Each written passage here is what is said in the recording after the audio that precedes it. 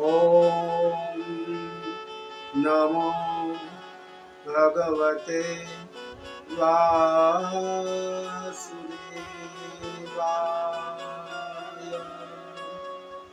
स्वस्ति श्री गणेशाय नमः। श्री सरस्वत्यै नमः। श्री गुरुभ्यो नमः। शान्ताकारं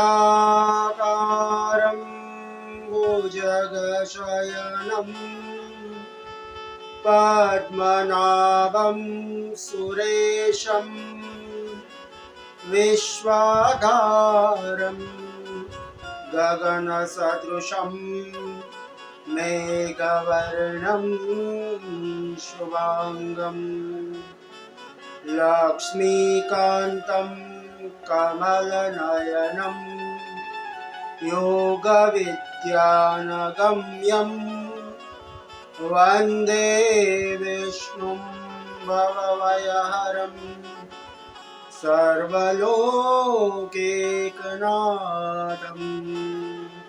श्री द्वारिकाधीश की जय। श्री गोवर्धननाथ की जय। मोक्षदा एकादशी। मोक्षदा एकादशी मार्गशीर्ष मास के शुक्ल पक्ष में आने वाली उसकी महिमा और उनकी महात्मा की कथा आपके समक्ष लेकर आया हूँ।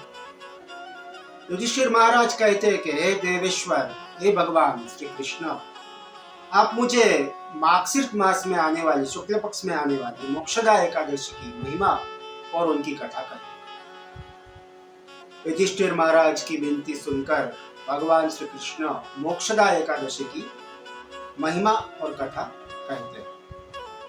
श्री भगवान उवाच।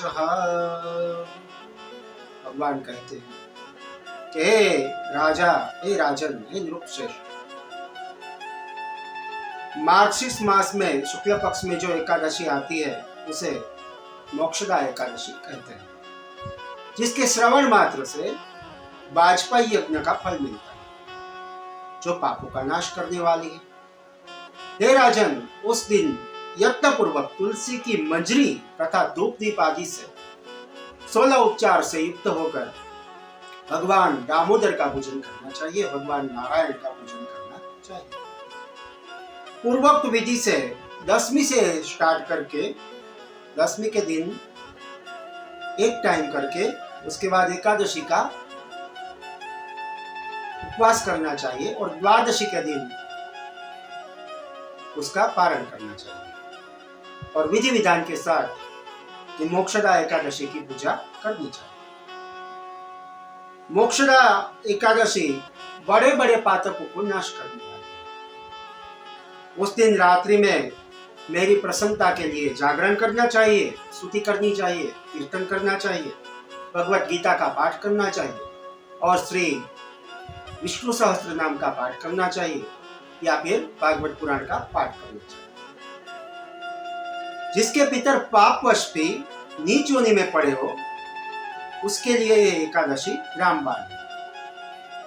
जो लोग जिसके पितर नीच योनि में अर्थात नरक में पड़े हो उनके लिए उनके पितरों को ये इस एकादशी का पुण्य अर्पण करना चाहिए और जो इस तरह से पुण्य अर्पण करता है पितरों को तो उनके जो पूर्वज है वो सब स्वर्ग लोक में जाते हैं।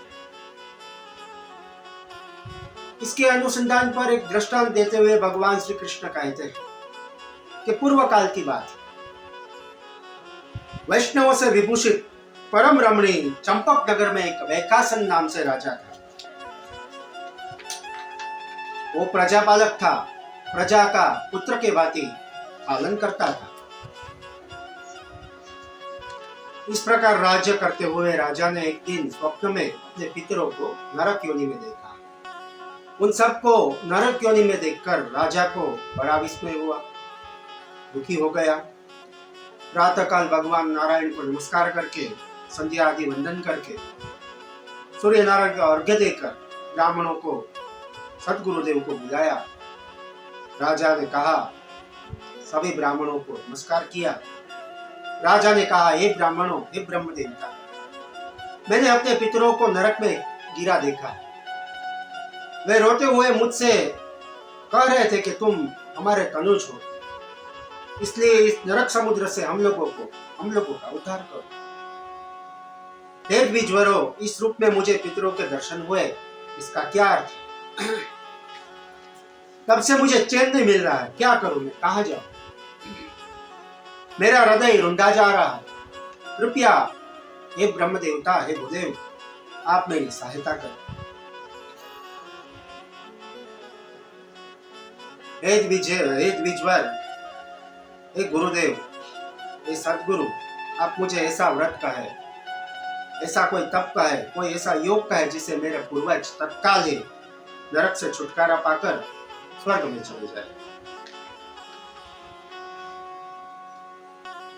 ब्राह्मण बोले कि हे राजन, यहाँ से निकट ही पर्वत मुनि का आश्रम है। वे भूत और भविष्य के भी ज्ञाता है। हे नृपश्रेष्ठ, आप उन्हीं के पास जाइए।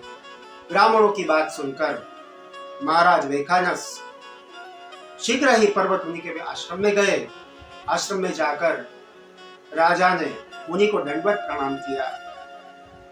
मुनि ने राजा से राज्य की कुशल पूछी। अतः ये बताने की कृपा करिए कि किस पुण्य के प्रभाव से उनका वहां से छुटकारा।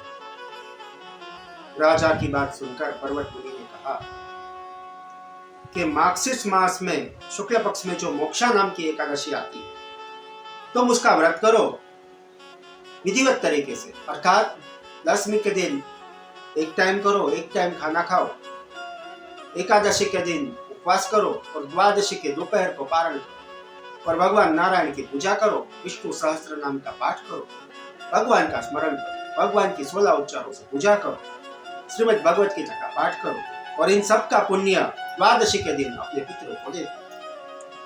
तो ऐसा करने से ही तुम्हारा पूर्वज नरक से मुक्त हो जाए। भगवान श्री कृष्ण कहते हैं कि हे युधिष्ठिर, पर्वत मुनि की बात सुनकर राजा अपने राज्य में आए। पर्वत मुनि के कथनानुसार मोक्षा एकादशी का व्रत किया, उसका पुण्य अपने पितरों को दिया। पुण्य देते ही क्षण भर में आकाश में फूलों की वर्षा होने लगी राजा पर। राजा के पिता सहित समस्त पितरों की नरक से मुक्त होकर स्वर्ग में चले गए। आकाश में आए और कहने लगे, पवित्र वचन बोले, हे बेटा, तुमने हमारा कल्याण किया है, अब हम स्वर्ग में जा रहे हैं, तुम्हें आशीर्वाद देते हैं, हम सभी की नरक से मुक्ति हुई। हे राजन, भगवान श्री कृष्ण कहते हैं कि हे राजन, जो इस प्रकार कल्याणमयी मोक्षा एकादशी का व्रत करता है, उसके पाप नष्ट होते हैं और मरने के बाद वह मोक्ष प्राप्त करता है और उनके साथ उनके पूर्वज भी मोक्ष को प्राप्त करते हैं। यह मोक्ष देने वाली एकादशी है, इसलिए इसका नाम मोक्षा एकादशी है। मनुष्यों के लिए चिंतामणि के समान है, समस्त कामनाओं को पूर्ण करने वाली है। इस महात्मा के पढ़ने और सुनने से मोक्ष तो प्राप्त होता ही है, एकादशी का व्रत भी, उसका जो पुण्य मिलता है वो भी प्राप्त होता है और साथ ही वाजपेयी यज्ञ का फल मिलता है और मोक्ष की प्राप्ति होती है। भगवान श्री कृष्ण की बात सुनकर युधिष्ठिर महाराज ने बाद में अपने पूर्वजों के लिए ये मोक्षा एकादशी का व्रत किया और सभी पितरों को इनका पुण्य दिया। इस प्रकार भगवान श्री कृष्ण को नमस्कार करते हुए युधिष्ठिर महाराज अपने लोक में गए और हम भी आज की चर्चा को भगवान के स्मरण के साथ विराम देते हैं। ओम